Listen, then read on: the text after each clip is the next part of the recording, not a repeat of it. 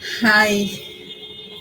So, if you are fascinated about the way Rekha or Sushmita Sen talk, or maybe carry yourself like Mrs. Indira Gandhi, if you think like that, then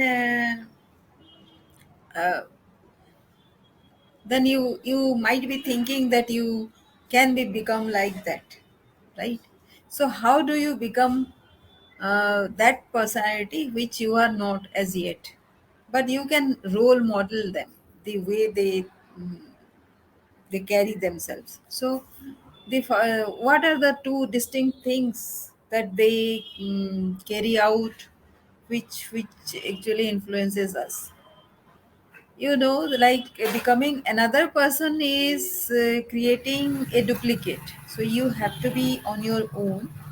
And to be that, you need to carve out your own personality and style, and that happens with some characteristics, some exercises.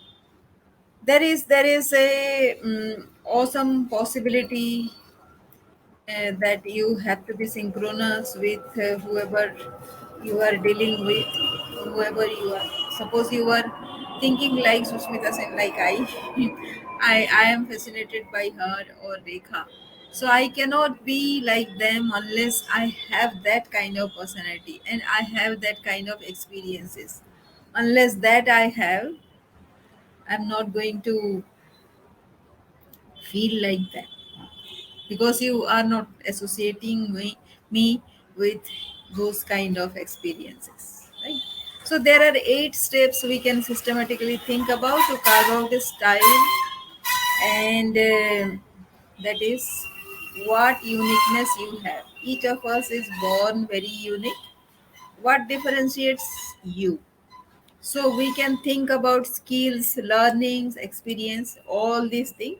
But everybody has some skills, some learning, some experiences. How you are different than other?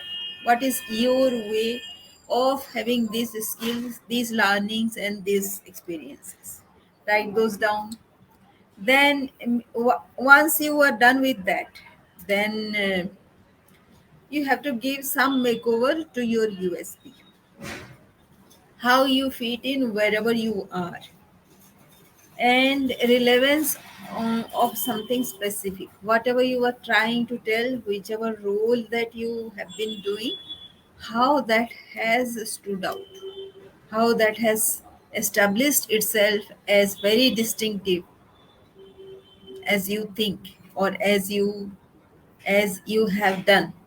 Like that is on you, right? What way you will be doing that is your take, and it has to be consistent with whatever you are saying, so that somebody else doesn't have a question as to why and how you have been doing. Nobody has any questions, right? And some experience you remember that was casual, something if you remember which was very very important to you, you will remember. And how that has influenced your entire life and entire skill sets and the way you think. uh, please be specific about that. Focus on the benefits. Do you save time, money, and effort because of these particular skill sets that you are having? Prove it and build trust. So there will be two parts to your experience. One is what you have already executed, the other is what you are trying to execute. So that is your vision. So if you have that, then you can establish that, so it will not appear as a bluff, but it is close to your heart. That is your dominant thought, right? So, what is your personality? It is all about your experience and also your passion. So, that is why everybody asks about the hobbies that you have, or something which, other than the regular experience that you have, which establish your human side. You are not a robot, but your human side also is established. That everybody asks. So work experience plus passion establishes your personality and your style thereby.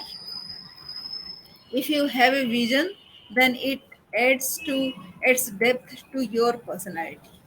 You Everybody then starts thinking that you are not a very shallow kind of person, but you are into something, thinking very deeply.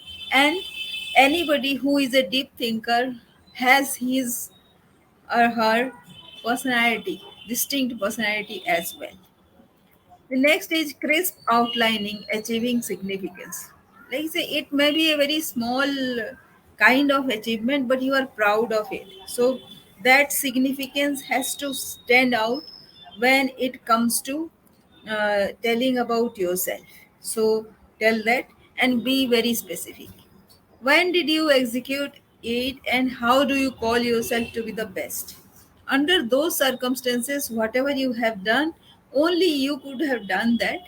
And there is no other choice to see whether another person would have done better than you. So given that situation, given sorry, given that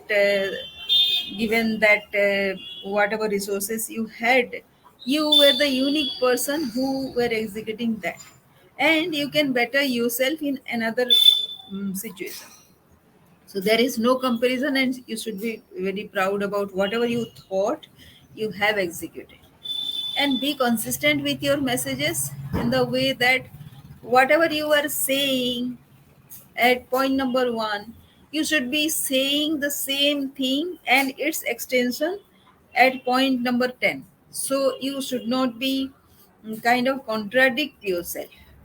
And here are two exercises that will help you. One is self analysis, where you can record your ongoing thoughts, your dominant thoughts, and aspiration.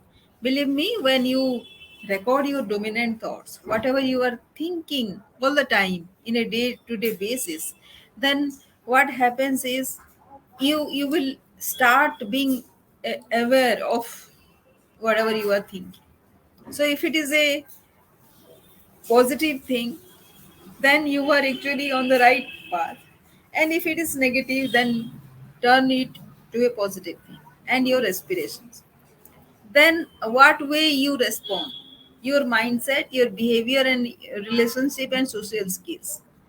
So, whether you the response is dependent on your mindset. If you are invariably very positive, optimistic kind of person, then your behavior will reflect that, and your relationship, all everything, and social skills, everything will be influenced by it. And if it is a negative thing, then actually everybody gets hurt, and everybody starts getting negative vibes about you. So that also reflects on your personality, and that is not obviously a strength. So this is all that I want to tell you today. And if you like this video, then please like the video as well as the subscribe the channel as well. And on Saturdays, I do a webinar which talks more about the four secrets that I uh, talk for career growth. And this is a unique way of approaching the career growth space. And it is more about resilience, consistency, persistence, and tenacity, and your mindset, behavior, and your happiness as well. So you are not achieving anything at the cost of your own happiness and your personal time. So that is all how we can package it together for our own benefit. That is what I deal with, and I call that as resourceful influencing. So more about that in the webinar. See you.